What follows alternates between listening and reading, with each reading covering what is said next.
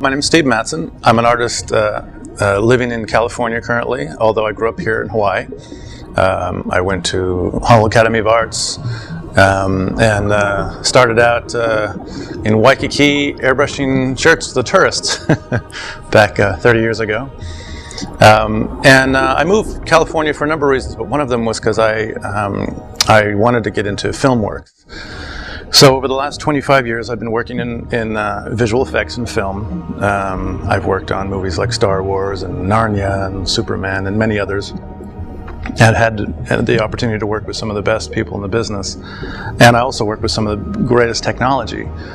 And finally, all the technology has kind of come together to realize this dream. Advances in computer processing speeds and storage capacities, and of course these amazing displays that are, only about as thin as a canvas and can hang on your wall just like a regular painting.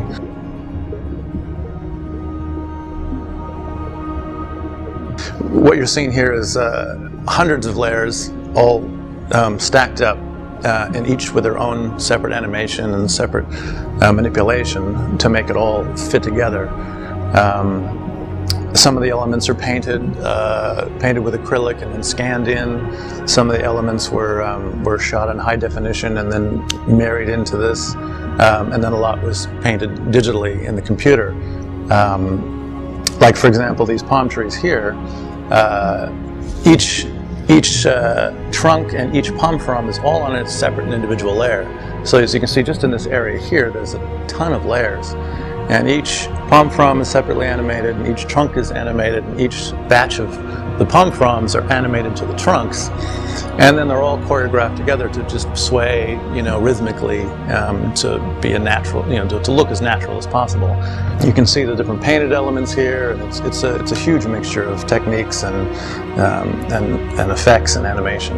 This is a 42-inch high-definition display playing back basically over 18,000 individual images at 24 images a second, which is basically what you get in film. So you could pause on any one of these points and have a different painting. This 18,000, you can pick any one you want, or you can just let it play at the way it normally does. These come in 3 different sizes. There's a 24-inch, a 32-inch, and this large 42-inch display. And we have 3 different frames to pick from, which is a nice variety of styles, koa wood and bamboo one. The frame, I think, is such a key, because it really, you have the frame on the wall and it just feels like a traditional moving painting.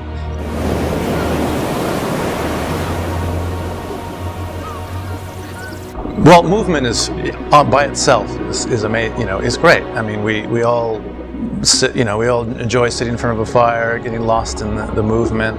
I mean, if you think of, say, dance, I mean, it's the movement that makes dance.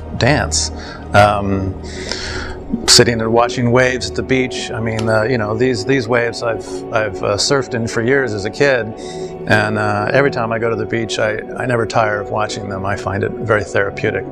So movement is part of our life. It's part of what our world is. Our world is constantly moving and changing, and so now I think art can reflect that. It's the movement that's captivating. It's the movement that's exciting. Our whole world is full of movement.